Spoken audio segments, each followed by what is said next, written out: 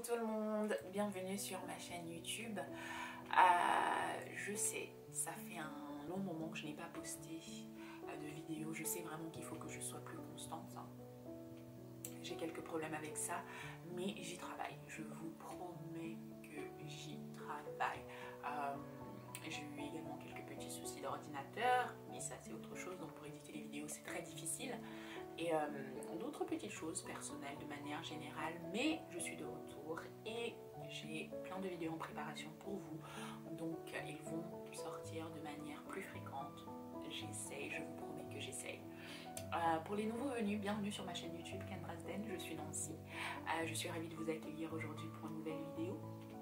N'oubliez pas avant de commencer ici de vous abonner, de cliquer sur la petite cloche pour ici avoir les notifications quand je poste quelque chose, et également d'aimer et de donner un petit commentaire à cette vidéo pour me soutenir ici et permettre que je puisse vous offrir encore plus de contenu. Donc voilà. Alors avant qu'on rentre dans le vif du sujet de cette vidéo, j'aimerais qu'au préalable on garde quelques noms en mémoire, qu'on ait une petite pensée pour eux et que vous soyez au courant de ce qui se passe si vous ne l'êtes pas déjà, parce que bon, ça fait pas vraiment ça fera pas vraiment le tour des médias, et vraiment si vous n'êtes pas derrière en train de rechercher, en train de faire de la recherche et de voir tout ce qui se passe, il est possible que vous puissiez passer à côté. Donc j'aimerais ici qu'on garde en mémoire quelques noms, donc les 3 noms suivants, et je sais qu'il y a d'autres victimes, mais donc ces 3-là sont les plus récents ici. Donc s'il s'agit de Robert Fuller, de Malcolm Arsh, Kenya Robinson. Alors pour ceux qui ne savent pas, ces 3 noms sont des victimes. Leur corps a été retrouvé pendu à des arbres. Donc ce qui se passe actuellement aux États-Unis, il y a une petite vague qui est en train de se passer un petit peu partout, en passant de la Californie à New York et par le Texas également, où des corps de personnes noires sont retrouvés pendus à des arbres. Et c'est vraiment fait publiquement. D'accord ? Les policiers les qualifient comme des suicides. Que je vous le dise honnêtement, les qualifient comme des suicides. Les familles réfutent ces suicides, des groupes d'activistes également, parce que c'est quelque chose qui arrive de plus en plus et ça ne date pas d'hier. Depuis 2008, je vais vous mettre d'ailleurs un article qui parle de ça. Depuis 2008, il y a de nombreux corps et certains d'entre eux manquent même des organes et c'est toujours qualifié comme des suicides. Moi, je n'ai jamais vu une personne qui s'enlève un ou plusieurs organes et puis va se pendre. Ça n'existe pas chez moi. Donc, voilà. Je sais évidemment que la police les qualifie en tant que suicide parce qu'il n'y a pas de preuve que ce soit quelque chose d'autre, mais ça ne veut pas dire que ce soit des suicides. Ceci nous rappelle une période très sombre de l'histoire, que les gens aiment nous répéter que ça n'existe plus, c'était il y a 500 ans qu'on devrait s'en remettre. Mais donc, ça ressemble beaucoup à des lynchages. Et donc, je voulais que vous soyez au courant de ça. C'est très important d'être au courant de ce qui nous arrive. Parce que maintenant que tout le monde donne son avis, de dire que oh, le racisme n'existe pas, oh, ce n'est pas vrai et tout ça, alors qu'il y a des victimes de lynchage, je trouve ça un peu navrant. C'est terrible.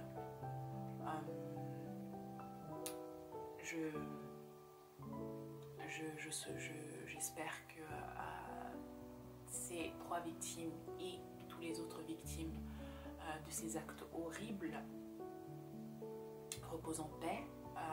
J'espère que leurs familles connaîtront la vérité, auront justice. Et j'espère que pour tous les gens qui nous regardent, peu importe que vous soyez croyants ou pas, j'espère que vous gardez leur famille dans vos prières, dans vos pensées. Et j'espère que vous allez partager ces histoires parce que c'est important. Ils ne font pas le tour des infos, mais je trouve qu'on a besoin d'en parler. Et je trouve que si on en parle, il y a des chances qu'on sache vraiment ce qui s'est passé.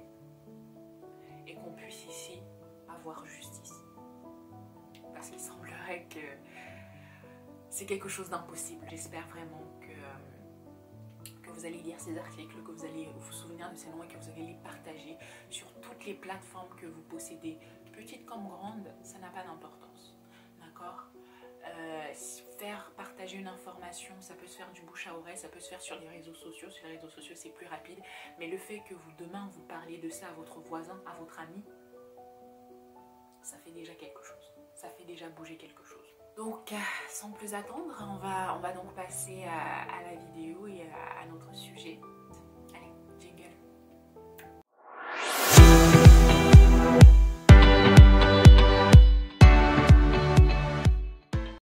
Après tout ce qui s'est passé, après la mort de George Floyd, il n'y a pas vraiment beaucoup pour moi qui a changé, je trouve. D'ailleurs, les meurtriers de George Floyd, ils sont sortis sous caution. Quelqu'un a payé leur caution, je crois que c'est comme ça qu'on dit bail en français. Je crois qu'on dit caution, je sais plus, j'ai oublié le mot. Dites-le moi en commentaire, mais pour moi dans ma tête c'est caution, donc je vais juste dire caution. Donc il y a eu ici des GoFundMe qui a été créés pour eux, et donc ils sont là dehors comme s'il ne s'était rien passé, comme si on n'avait pas tous vu cette vidéo atroce du meurtre de George Floyd. En ce qui concerne Breonna Taylor, on attend toujours, rien ne se passe à son sujet, ces meurtriers, ils sont où, on n'entend pas parler, qui est le responsable, rien ne se passe. Malgré qu'on en parle sur les réseaux sociaux, malgré que on est allé, on a protesté, rien ne se passe. Parce que tout ce que l'on veut, encore une fois, pour les personnes qui ne se rendent pas compte, on veut la justice. Et par rapport à ça, j'ai un petit peu revenir sur ce que j'ai beaucoup vu sur les réseaux sociaux quand on parle de ces sujets, quand il y a des vidéos qui concernent ces sujets. Et certaines personnes qui ici essayent de justifier son meurtre avec ses commentaires. Vous ne pouvez pas défendre l'indéfendable, d'accord?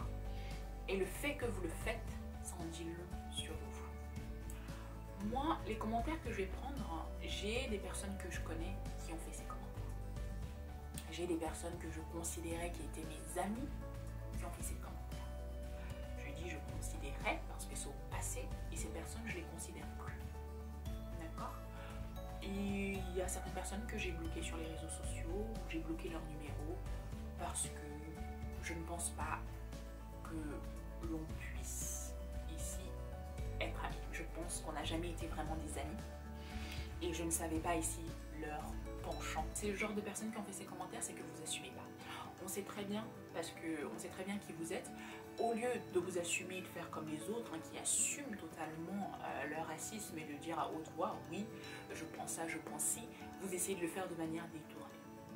Et après, vous allez feindre l'ignorance, quand ici on va vous dire la vérité, quand on va vous dire que vous racontez n'importe quoi, vous êtes ridicule, vous allez commencer à feindre l'ignorance et dire que vous ne savez pas. On est au XXIe siècle, les gens vraiment qui veulent faire semblant de ne pas savoir, non. Vous n'avez aucune raison. Vous n'avez aucune raison, pourquoi? Parce que on a accès aux informations, à tout ce qu'on veut de manière très facile. Absolument facile. Donc il n'y a rien qui justifie votre ignorance. Et par rapport à ce sujet, spécifiquement, votre ignorance, c'est un choix que vous faites. On a vu une personne innocente se faire tuer. La seule réponse qu'il devrait y avoir, c'est quand est-ce que l'on condamne les meurtriers. Point. Il n'y a pas de question à se poser autre que ça. Dans tout autre contexte, si c'était une personne d'autre, vous comprendriez. Si c'était une personne d'autre qui n'était pas une minorité, qui n'était pas une personne noire, vous comprendriez le cas de figure. Parce que ça arrivait dans le passé et vous comprenez. Vous comprenez la justice, vous comprenez la démocratie, vous comprenez les inégalités, vous comprenez. Les gens qui disent ces choses, vous allez vous reconnaître. D'accord? Et je pense pas que ce soit notre rôle d'essayer de vous éduquer sur quoi que ce soit, parce que je pense pas que vous manquez d'éducation. D'accord? En tout cas, si vous manquez d'éducation, c'est un choix que vous faites, parce que on est cette génération de nos jours où on a accès littéralement à toutes les informations possibles. Tu tu tapes sur Google, tu poses une question et tu vas avoir une multitude de réponses à ta question. D'accord? Il y a de nombreux livres qui ont été écrits sur le sujet. Feindre l'ignorance, ça ne marche plus et ça ne doit pas marcher. Donc, moi je n'ai rien à vous apprendre que vous ne savez pas déjà.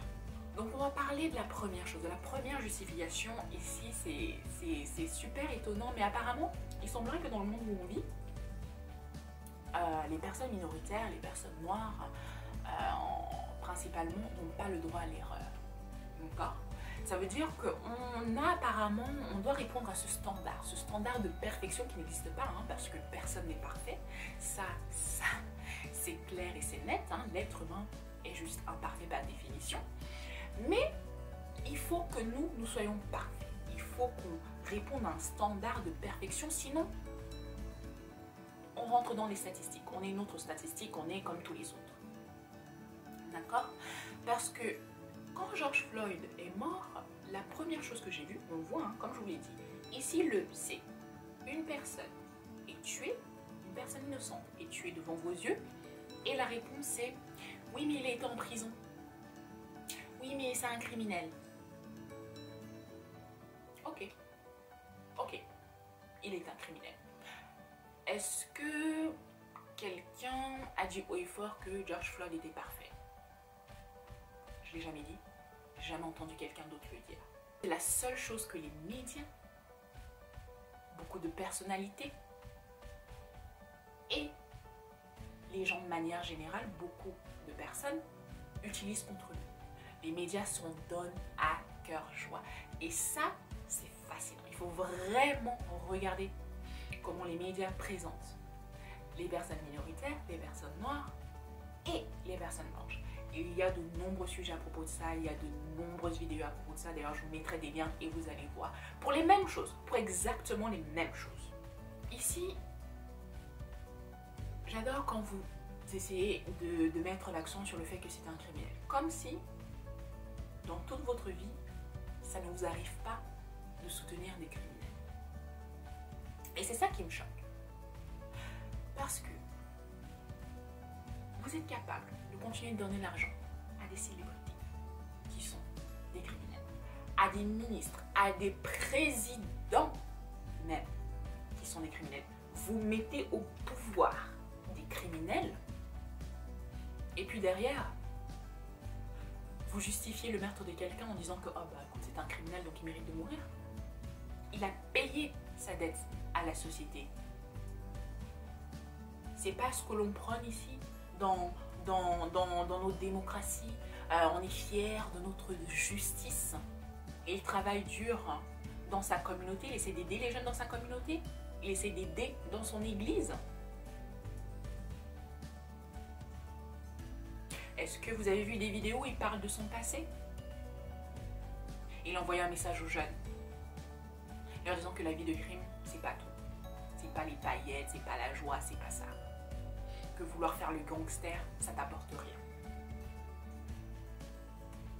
Vous avez un homme qui a appris de ses erreurs, qui était prêt à avoir sa seconde chance, et puis qu'il a été tué. Au lieu de demander que la justice lui soit servie, la seule chose que vous pouvez faire, c'est ressasser son passé, dire qu'il était criminel pour justifier le fait qu'il ait été tué. Vous devriez avoir honte. Vous devriez avoir honte de vous. Et parmi tout ça, on va parler ici, par exemple, d'une autre personne. Et je trouve ça vraiment fascinant. Que ce soit la manière dont, déjà les médias ont géré ça, et la manière dont aussi les policiers ont géré ça. Je vais vous parler, je pense que vous le connaissez, je vais d'ailleurs mettre une photo de lui, de ce jeune homme qui se nomme Dylann Roof. D'accord? C'est un suprémaciste blanc. Un jour, il a décidé de prendre une arme, d'aller dans une église noire. Il a décidé de tirer sur des gens. Il a tué 9 personnes. Il a commis un acte horrible. Et c'est pas comme si il est désolé. Si vous suivez un petit peu l'affaire, il a dit qu'il espérait qu'il y ait une guerre des races qui se déclenche par rapport à ce qu'il a fait. Il n'a aucun regret. Pour lui, ce qu'il a fait était totalement normal. Et ce qui est intéressant, c'est lors de son arrestation. Parce que cet homme, ce jeune homme, hein, est sorti en un seul morceau. Il n'avait pas de bleu, il n'a pas été maltraité. Vous pouvez même trouver des photos sur Google, on le voit, on lui donne de l'eau. Et ça, quand j'ai su ça, c'était incroyable, j'ai été choquée. Et vous savez, lors de son transport, parce que donc la police l'a arrêté, il devait être transféré au FBI. Et il s'est plaint qu'il avait faim au policier qui est en charge de lui. Et vous savez ce que ce policier a fait? Il a décidé, dans le plus grand des calmes, de lui acheter un Burger King. Juste quelques instants après qu'il ait commis un acte horrible, qui est un meurtre de masse. Et il est récompensé en mangeant un Burger King dans le plus grand des calmes.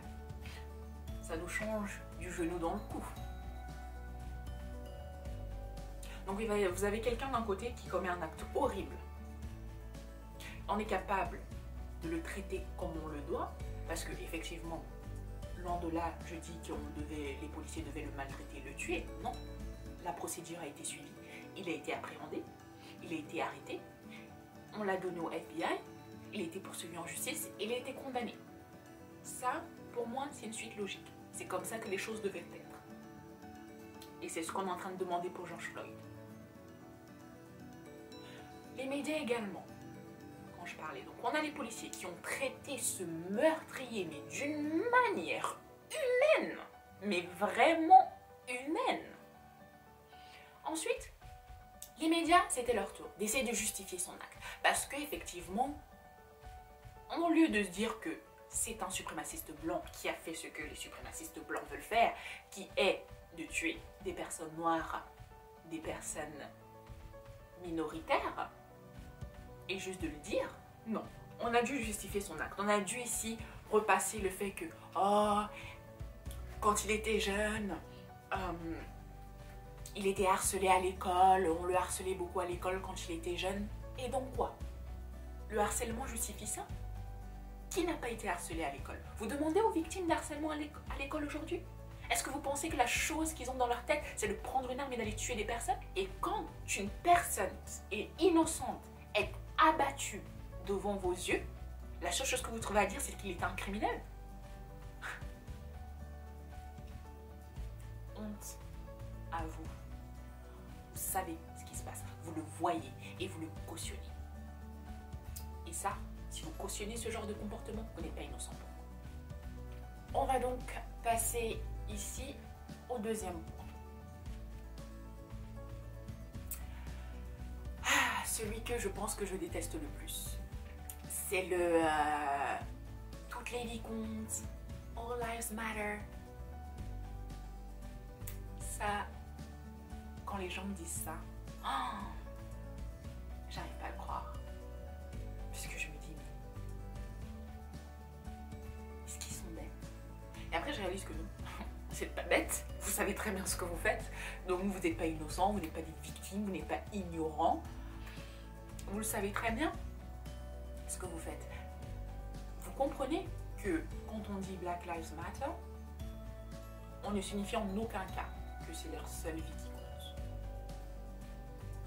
Et je sais que vous le savez, pour la simple bonne raison que dans le passé, il y a des choses, la même chose, qui est peut-être arrivée à différents endroits.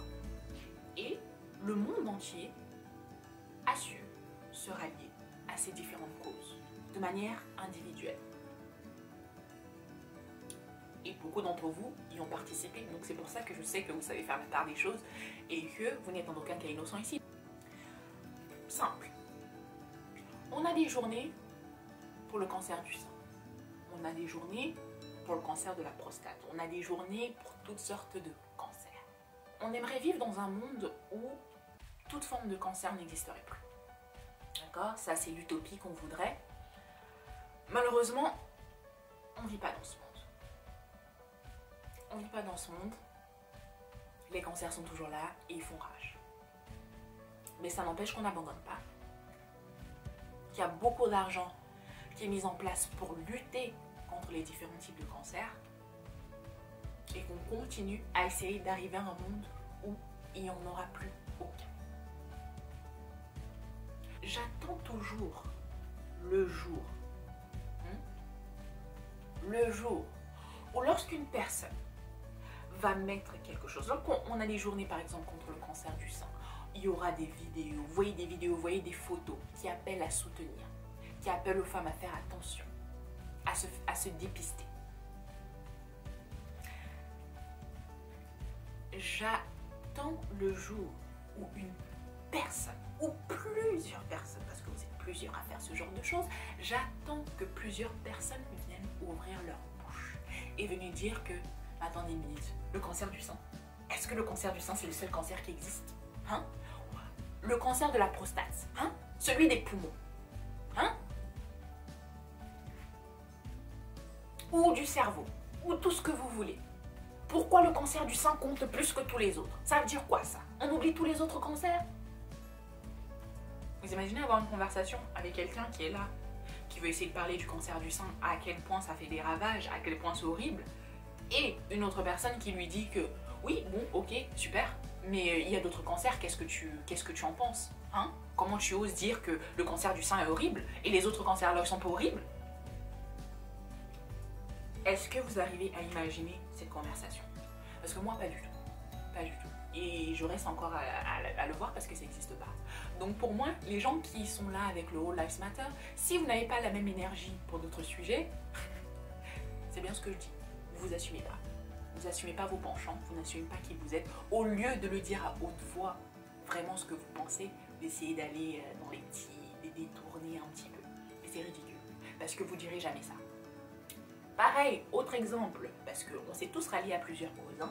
Quand on a eu les attentats au Bataclan, quand il y a eu les attentats par rapport à Charlie Hebdo, j'attends le jour où les Américains seraient venus nous dire « Quoi?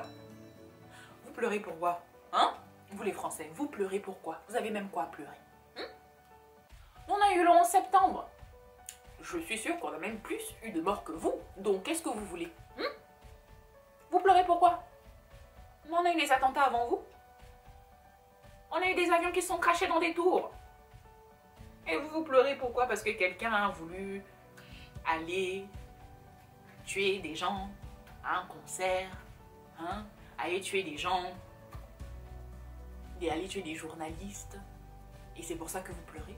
Vous imaginez? Vous imaginez? Vous imaginez si quelqu'un disait ça? Vous imaginez si quelqu'un avec cette conversation? Mais le monde entier se retournerait contre eux. On dirait, mais ça va pas. Mais vous êtes qui pour dire des choses comme ça? Parce qu'il n'y a pas de comparaison. Les peines ne se comparent pas. Le 11 septembre était horrible. Bataclan, Charlie Hebdo, c'était horrible. C'était des actes qui n'avaient pas besoin d'arriver. C'était inutile. Et des innocents ont perdu la vie. C'était barbare. Et ça ne se compare pas. On n'a pas besoin de ressentir plus de compassion pour Charlie Hebdo, pour le Bataclan, que pour le 11 septembre et vice-versa. C'est pas une compétition en fait. C'est pas une compétition. Et ça, vous le savez. Parce que dans ce genre de contexte, vous ne faites aucune différence entre ces peines. Mais ici, vous voulez faire la différence? Non. Vous pouvez pas être sérieux. Vous pouvez pas être sérieux. Et vous devriez encore une fois avoir honte. Parce que je sais très bien que vous êtes conscient. Donc pour moi, vous savez très bien ce que vous faites. Vous ne vous assumez pas et vous essayez de faire penser que vous donnez juste une opinion différente des autres, mais que vous n'êtes pas raciste. Vous l'êtes. Et c'est sans équivoque. Ce n'est pas une question qu'on se pose. Vous l'êtes. Et maintenant, il est temps que vous assumiez que toutes les vies comptent. Parce que quelle vie compte pour toi? Quelle vie compte? Parce que vous aussi, toutes les vies qui souffrent à l'autre bout du monde, qui ne changent rien à la vôtre, on vous en entend jamais parler bizarrement. Jamais. Jamais. Mais peut-être que... Parce que... vous avez été même capable, pour la plupart d'entre vous, en plus... Ce qui me choque, c'est que... Vous êtes capable de pleurer pour un tas de pierres, hein, avec la cathédrale là qui a brûlé. Vous êtes capable de mettre vos rips, vos messages de peine à propos d'un tas de pierres qui a brûlé, qui va se reconstruire en ni une ni deux parce que l'église a beaucoup d'argent, ils n'avaient même pas besoin d'attendre vos donations. En plus, parce que c'est ça, vous avez même donné de l'argent alors qu'ils en ont assez. Vous êtes capable de pleurer pour un tas de pierres et de montrer de la compassion pour un tas de pierres. Mais un être humain se fait tuer devant vous. Au lieu de demander justice, vous voulez faire tout le bruit que vous êtes en train de faire là?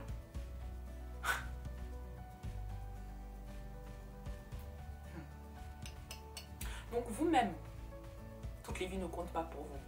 Donc toutes les personnes qui sont oh life matter, pour vous-même ça ne compte pas. Pour vous-même ça ne compte pas. Parce que si toutes les vies, d'après ce que vous dites, comptaient, à chaque fois qu'il se passe quelque chose, on vous entendrait parler sur des événements comme ça. La vie de Joshua compterait pour vous. La vie de Breonna Taylor compterait pour vous aussi. Entre autres de toutes les vies. Mais sauf que ce n'est pas le cas. Et vous le savez. Donc vous êtes là en train de jouer les hypocrites. Les noirs tuent les noirs. Oh, black on black crime. Celui-là doit être mon favori. Comme je vous le dis encore une fois, on a une victime ici innocente qui est tué et la justification c'est oui il est tué mais vous de toute façon vous tuez entre vous beaucoup trop donc bon, ça change rien parce que c'est un petit peu ce que vous dites et ça me fait beaucoup rire parce que je sais qu'il y a certaines personnes qui y croient et il y a beaucoup maintenant il y a certaines personnes noires qui ici l'utilisent et je me dis mais dans quel monde je vis? Et je crois qu'il y a eu et aussi un petit quoi, il y a ce petit tableau là que je vais vous mettre ici qui est sorti. Et, je pense que Zemmour, c'est Zemmour qui l'a sorti en 2015, Trump l'avait sorti. Et donc vous voyez les pourcentages ici. Et donc ce tableau, que je vous le dise tout de suite, en 2015 on avait déjà dit que c'était faux. Mais bon, des personnes vont continuer à le sortir. Et comme je vous le disais, la représentation est très importante. Parce que regardez très bien que bizarrement, on parle de noir et de blanc sur ce tableau, mais la description, quand on fait le dessin ici, on voit juste une personne noire avec une arme. Donc de ce tableau, je vais prendre deux choses, qui est relié ici à mon argument, donc par rapport au black on black crime et noir tue les noirs. D'accord? En 2015, c'était faux et encore aujourd'hui, c'est faux.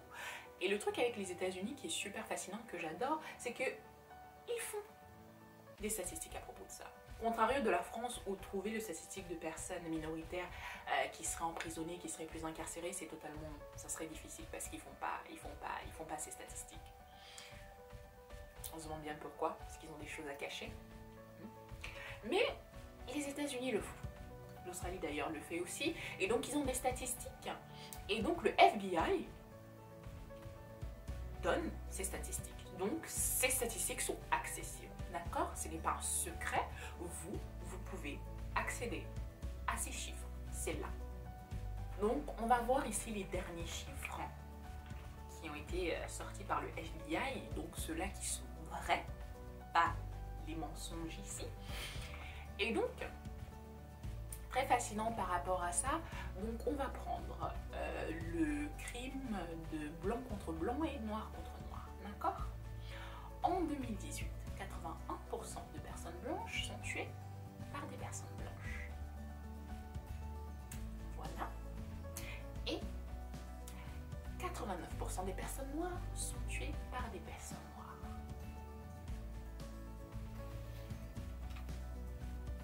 81, 89. Ça change du 16% qui était là tout à l'heure quand même. Et pour moi, cette chose me fait rire parce que j'ai envie de dire aux gens, mais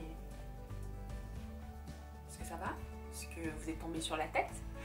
Parce que la propagande ici, c'est d'essayer de nous faire croire que les personnes noires sont violentes par nature, on se tue entre nous. Donc en plus, si les policiers nous tuent, qu'est-ce qu'on s'en fout? Puisque notre plus grand problème, c'est qu'on s'entretue.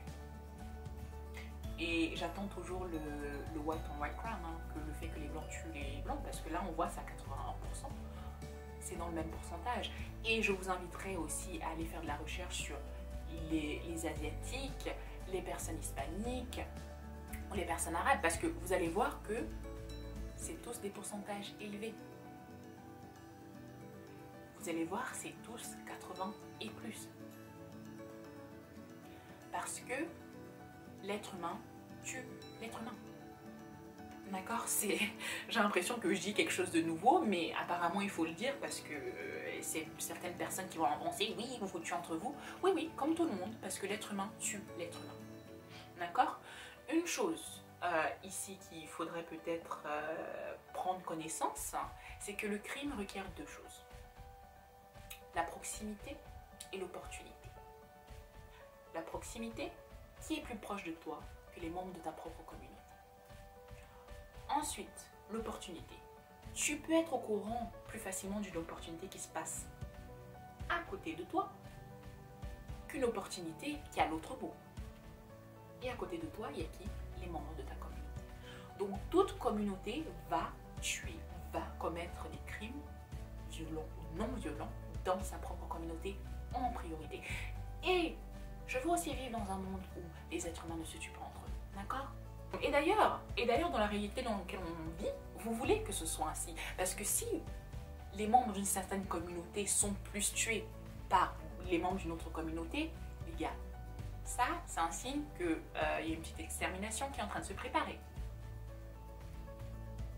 Et dans le où on a avancé, on est au 21e siècle, on s'aime tous, on est tous amour, on est tous pareils, on est tous êtres humains, ça marcherait pas trop dans votre logique là, n'est-ce pas? Donc, oui, il n'y a pas de black on black crime. Parce que si ça existe, donc toutes les communautés ont du crime dans leur communauté. Donc il y a aussi du white on white crime et il y a aussi du crime blanc contre blanc. Et pour l'instant, je n'entends pas parler du crime blanc contre blanc. Il y a des gens qui ouvrent leur grande bouche et viennent dire « Ah oui, mais vous vous tuez entre eux. » Oui, vous aussi. On en parle ou pas? Et en train de nous dire que oui, on doit trouver des solutions. Trouvez d'abord la solution pour vous. D'accord? Trouvez la solution pour que votre communauté arrête de se tuer. Quand votre 81% va redescendre, ok, très bien, nous aussi on va se mettre en œuvre et on va se mettre au travail. Si vous voulez changer l'être humain, allez-y, peut-être qu'on va faire des petites réunions, on va prendre chaque membre d'une communauté, hein, comme les Nations Unies, et on va discuter, on va pouvoir discuter de ce problème, comment faire que l'être humain arrête de s'entretuer. Il n'y a pas de souci. Une fois ici qu'on aura attaqué le problème avec le fait que le racisme est toujours bien présent et le fait que les personnes minoritaires rencontrent beaucoup d'injustices dans ce monde, il n'y a pas de souci. Le prochain sujet, c'est comment empêcher les êtres humains de se tuer. On sera tous à la table ronde et on donnera chacun notre avis et on essaiera de trouver une solution. Avant ça, arrêtez-vous. Merci. On va passer ici à notre dernier point. Parce que beaucoup de gens ici aiment sortir des chiffres, des pourcentages. Ils sortent des pourcentages, mais ils sortent des pourcentages qui leur arrangent, hein, pour nous montrer que oui, les personnes noires généralement sont des criminels, oui, on est plus en prison et tout ça, blablabla. Sans se poser la question, mais pourquoi? Du comment. Et pour nous dire, non, c'est pas le racisme n'existe pas et tout ça pour justifier. Donc, une chose. On va prendre les États-Unis et l'Australie. Commencer par les États-Unis, d'accord? Les personnes noires représentent quoi? 13,4% de la population américaine. Donc, minoritaire. D'accord? Et pourtant, ils représentent 22% des victimes par la police, par balle. 13,4, 22%. Le problème ici, par rapport à ce chiffre, je vous le sors pourquoi? Parce que généralement, si vous regardez dans les commentaires, vous allez voir des personnes qui essaient de dire « Ah, c'est n'importe quoi, les personnes blanches sont plus tuées par la police que les personnes noires. » Ils vont le sortir, on le faut sortir, donc oui, est-ce qu'on se plaint, blablabla. Et donc, tout est une question de mathématiques. Parce qu'effectivement, les personnes blanches sont plus tuées par la police. Oui, c'est un fait. Aussi, si on doit se demander pourquoi, par rapport au fait que leurs pourcentages sont plus élevés, c'est aussi du fait qu'ils sont plus nombreux. Ils sont les plus nombreux. Ce sont eux qui sont les plus nombreux. Ils représentent 60% de la population américaine. Ils sont les plus nombreux, c'est juste un fait. D'accord? Par contre, le taux auquel ils sont tués par rapport au pourcentage de la population est inférieur. Et c'est comme ça que ça devrait l'être. 22% est plus grand que 13,4. Je n'ai pas besoin de vous le dire, je sais que les maths c'est compliqué, mais c'est assez simple. Si le chiffre ici était de 5%, on ne serait pas en train d'avoir ces discussions. Mais c'est pas le cas. C'est pas le cas. Et au lieu de se poser la question comment on est 22%, ça vous traverse pas l'esprit. Pourquoi ce score est aussi élevé par rapport au pourcentage, par rapport à la représentation de cette personne dans la population américaine? Mais vous ne vous posez pas la question. Très bien. Ensuite, un autre chiffre, un tiers des garçons noirs peuvent s'attendre à aller en prison. Un sixième pour les personnes hispaniques et un 17e pour les personnes blanches. On va parler un sujet qui est très important. Tous les chiffres qui sont là, vous pouvez les retrouver, je vais les mettre dans les articles, donc vous allez pouvoir les retrouver, je ne les sors pas comme ça de ma tête, de mon chapeau. Donc, alors, les personnes noires représentent 5%. 5% des consommateurs de drogue illicite. On doit dire de drogue illicite parce qu'il y a certaines drogues qui sont légales, donc bon, voilà. De drogue illicite. D'accord, vous avez vu, 5%. Alors, comment vous m'expliquez que parmi ces 5%, d'accord, que les personnes noires représentent aux États-Unis, elles représentent aussi 22% des personnes qui sont arrêtées pour cela. 5, 22. Encore des chiffres qui sont très étranges.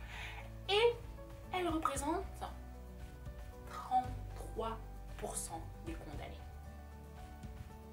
5, 29, 33. Encore une fois, je n'ai pas besoin de vous faire un dessin. D'accord? Et je n'ai pas besoin de dire si on est 5%, j'ai même pas besoin de vous dire qui est la majorité, ça vous le savez déjà. Une personne noire est incarcérée 6 fois plus pour le même crime. C'est pour le même crime. Ça concerne les drogues. 6 fois plus qu'une personne blanche. Ce n'est pas 2 fois. Non, parce que 2 fois, ça pourrait être trop. 6 fois plus. Vous m'expliquez? Et c'est le même crime. Je n'ai malheureusement pas trouvé, lorsque j'ai fait mes recherches, un chiffre plus récent. Peut-être que après ici avoir édité cette vidéo, je vous le mettrai. Mais donc, je n'ai qu'un chiffre qui date de 2016. A contrario, j'ai un chiffre plus récent qui date de 2019 pour l'Australie, pardon. Et ça, vous allez le voir plus tard. Je m'apprête à parler de l'Australie après ça. Mais donc, qu'aux États-Unis, ici, à partir d'octobre 2016, il y a eu à peu près 1900 exonérations, donc de personnes qui ont été exonérées. Donc finalement, on les a retrouvés innocents d'un crime qu'on les avait accusés. Et dans ce nombre, 47%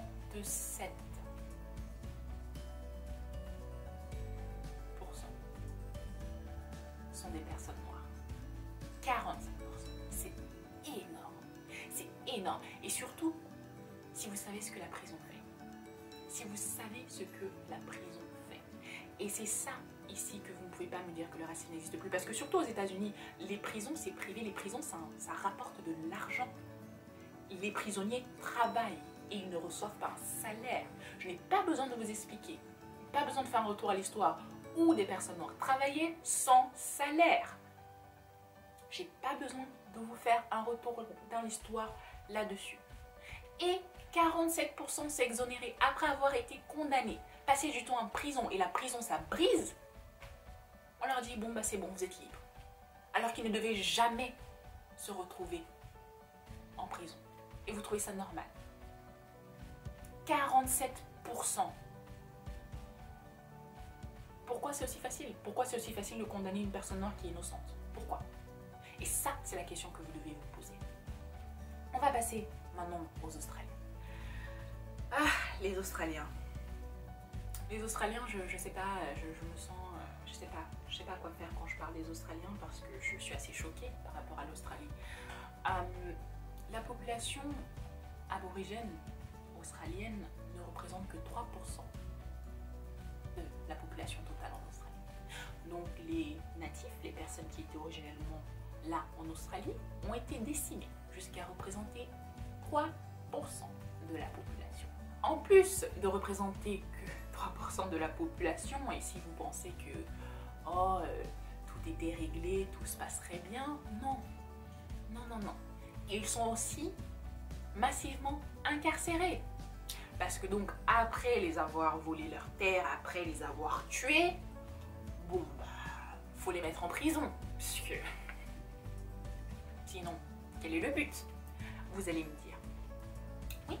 Et donc, on regardait tout à l'heure l'Amérique avec 13,4 et un 22%. Là, on regarde ici donc les personnes aborigènes. Elles sont 3% de la population australienne et 29% des incarcérations. Ça alors, 3%, 29%. Je ne comprends pas. Mais apparemment vous comprenez. Donc, voilà. Et on parlait de 6 fois tout à l'heure pour les Afro-Américains. Une personne aborigène en Australie a 12 fois plus de chances d'être arrêtée. Seigneur. Le double! 12 fois plus. Je ne rigole pas parce que c'est drôle. Ça, c'est un rire nerveux parce que je suis juste... J'arrive pas... Je comprends pas le monde dans lequel on vit. Et je vous disais, par rapport... on avait vu aux Américains et leur taux d'exonération. Pareil. L'Australie aussi, bizarrement, a tendance à incarcérer beaucoup de personnes aborigènes. Et après...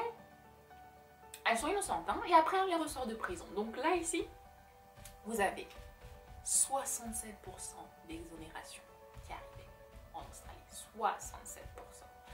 Déjà, il faut qu'ils se posent beaucoup de questions sur leur système judiciaire. 33% des exonérations. Ici en Australie, c'était des aborigènes. Et ça, on parle de 3% de la population. 3% de la population. Ils ont une crise d'incarcération. Ils ont une crise d'incarcération, c'est officiel, ils en parlent, ils font tout ce que vous voulez. Ils sont conscients, hein. En tout cas, certains d'entre eux sont conscients de cette crise. Mais ça ne change rien. Et je vais finir ici par une petite histoire. D'accord? Parce que pour les gens qui sont encore confus sur ce que l'on recherche, qui n'est que la justice, et le fait que la justice fonctionne, et qu'on le sait et qu'on l'a vu dans le passé. Et je vais vous parler d'une histoire que vous ne connaissez peut-être pas. Ça n'a pas vraiment fait le tour des médias, mais c'est important parce que justice a été faite. Et ici, c'est un policier qui a tué une personne innocente, hein, encore une fois. Mais là, les rôles étaient inversés. Ça signifie que la victime était blanche. Et ici, le policier était noir. Donc, l'officier de police s'appelait Mohamed Nour. La police avait été appelée parce que donc il y a une dame qui a dit qu'elle avait entendu une autre femme qui semblait être en détresse, donc qui semblait avoir besoin d'aide. Et donc elle souhaitait ici que la police vienne chez elle. Et donc, cette dame, elle s'appelait donc Justine Ruzic. C'est elle qui avait appelé ici les policiers. Donc l'officier Nour est arrivé avec son coéquipier. Il a dit qu'il a entendu un gros bruit, qu'il avait peur pour sa vie et donc il a sorti son arme, il a tiré. Il était du côté passager, il a tiré du côté conducteur. Et à ce même moment, Madame Ruzic est arrivée et donc elle a pris la balle et elle est morte. Voilà. La différence de cette histoire. Quand c'est arrivé, immédiatement l'officier Nour a été viré. Directement. On n'a pas eu besoin de faire de boucon, il n'y a pas eu besoin, il a été viré. Son coéquipier, qui généralement ils se soutiennent tous entre eux, bizarrement ne l'a pas soutenu. Il a dit que non, lui personnellement, il ne s'est pas senti en danger, c'était n'importe quoi. D'accord, il n'y a pas eu de GoFundMe pour le libérer ici de sa garde de vue. Et ils étaient où les syndicats de police? Il n'y a pas de syndicat de police. Par contre, ce qui s'est passé, c'est qu'il a été condamné. D'accord? Ce policier a été condamné et la famille de la victime va recevoir 20 millions de dollars. Simple et simple. D'accord? Il n'y a pas eu la ligne bleue, la ligne de défense. Les policiers ne sont pas venus le défendre. Il a été traité comme le meurtrier qu'il est. Et en plus, ce qui est très fascinant, c'est que durant le procès, les avocats ici n'arrêtaient pas de décrire cette dame comme une jeune femme blonde, innocente, avec son t-shirt rose. Comment elle pouvait faire peur aux policiers. On était là, on pointait le fait qu'elle était innocente et comment ils pouvaient avoir peur pour sa vie. Et quand c'est des personnes noires qui meurent et que le policier dit « j'avais peur pour ma vie », ça bien sûr on le croit. Pourquoi? Parce qu'on n'est pas tous des personnes blondes avec des t-shirts roses, donc par définition, on est tout de suite menaçant. En tout cas, ça va être tout pour moi aujourd'hui. J'ai pas envie que cette vidéo soit encore longue. Certaines personnes auront du mal à retenir l'information, mais ce n'est pas grave, je la partage pour les personnes qui sont intéressées. Il faut qu'on continue, il faut qu'on ne s'arrête pas. Que l'on continue à partager ces histoires, que l'on continue à s'éduquer jusqu'à ce que justice soit faite. Et j'espère que justice sera faite. Donc, ouais, c'est tout pour moi les amis. Je vous dis donc à bientôt pour une nouvelle vidéo. Merci de l'attention que vous m'avez accordée, d'avoir regardé ces vidéos, d'avoir aimé, d'avoir commenté, d'avoir continué la discussion, d'avoir partagé.